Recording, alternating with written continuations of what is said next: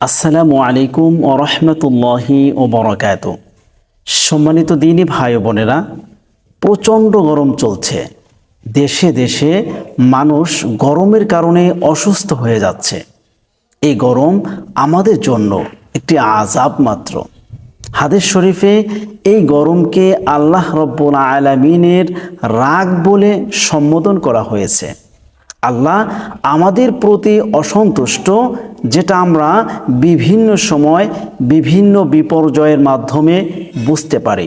আপনারা অনেকেই জেনে থাকবেন, এখন বর্তমানে হিট অ্যাটাকে অনেক মানুষ মারা যাচ্ছে।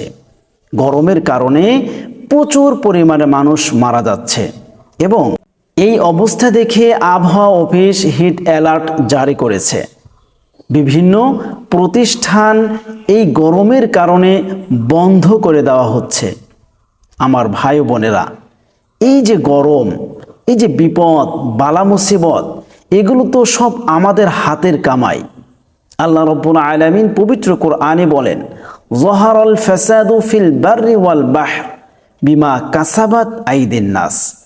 আমরা যে অপরাধগুলো করে থাকি, আমরা যে অন্যায়গুলো করে থাকি, সে অপরাধ অন্যায়ের কারণেই আমাদের উপর বিপদ আপদ বালা মুসিবত চলে আসে।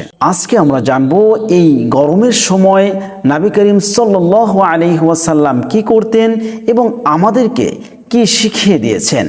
আমরা সে ব্যাপারে আজকে আলোচনা করব।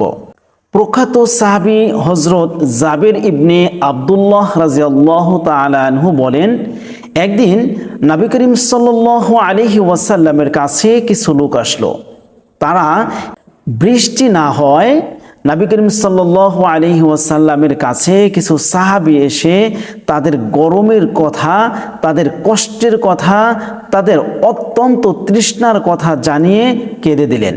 নবী করিম সাল্লাল্লাহু আলাইহি ওয়াসাল্লাম তাদের কান্না থামিয়ে তাদের জন্য দোয়া করলেন এবং বললেন, এই গরম হলো আল্লাহ রাব্বুল আলামিনের একটি রাগ।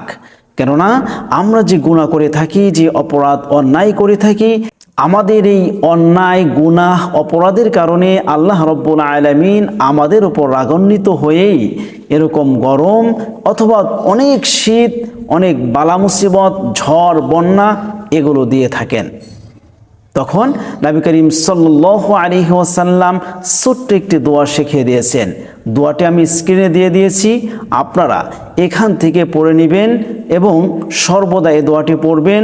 তাহলে এই গরমের দ্বারা আপনাদের কোনো ক্ষতি হবে না ইনশাআল্লাহ, এবং যারা হিট অ্যাটাকে মৃত্যুবরণ করতেছেন ওরকম ধরনের বালা মুসিবতও হবে না।